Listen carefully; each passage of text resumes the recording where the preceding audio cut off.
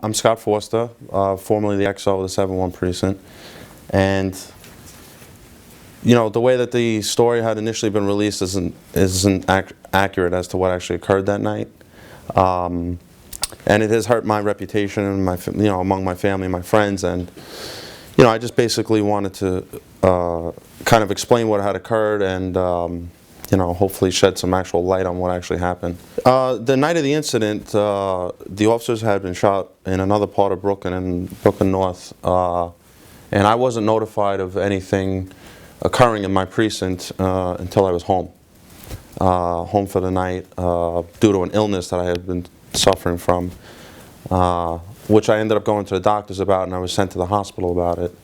I was in a hypertensive crisis, and I have the documentation to show it, and I didn't feel well. And aside from that, there were other people working that were handling the incident as well. And all that I was told was I was just apprised of what was going on. I wasn't requested or ordered by anyone to come into work at all. So I was just apprised of what was going on, and I felt that it was, the circumstances were under control to the extent. And given the nature of my condition, I thought it would be more risk than, I might have done more harm than good had I even tried to get there. And I kind of balanced the risk versus it, and it would have been irrelevant for me to go there, considering there were other higher ranking and people that were already there handling the situation. So I really thought that with the way my heart felt that I might have gotten into an accident or something. And there was no way that I could come all the way from my house there safely and be of any relevance. Have you gone to see the two men that were shot since it happened? No, I haven't. Is there a reason why you've never reached out to them after all this has happened? I don't have a way to do it. I don't know anything really about them.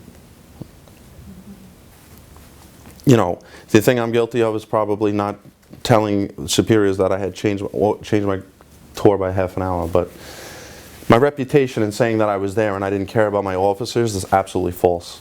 Since I was in the military, I've been a police officer and a supervisor. The only thing I actually really care about is the safety of my cops and the people that work for me. People that know me would tell you the same thing, that have worked for me. And to have my reputation kind of like skewed by a different story, felt like I needed to straighten that out so that people knew the actual truth of what happened. So one of the tabloids had mentioned that somebody from the precinct called you and you had answered it and you said something like, my shift is done. I mean, no. You're denying that? Yes, Gotcha. 100%. Completely not true? Yeah, not true. And my explanation to her on why certain, these allegations would even surface is that, some people, when they do exceptionally well in their career or in their life at a young age, unfortunately there's people that would like to see that tarnished. And if they're given an opportunity of it, they would like to spin a story. And, I feel like I'm kind of victim to that. And, I've always been a higher achiever and I like to work hard, and I would never leave my guys behind like that. I simply wouldn't do it.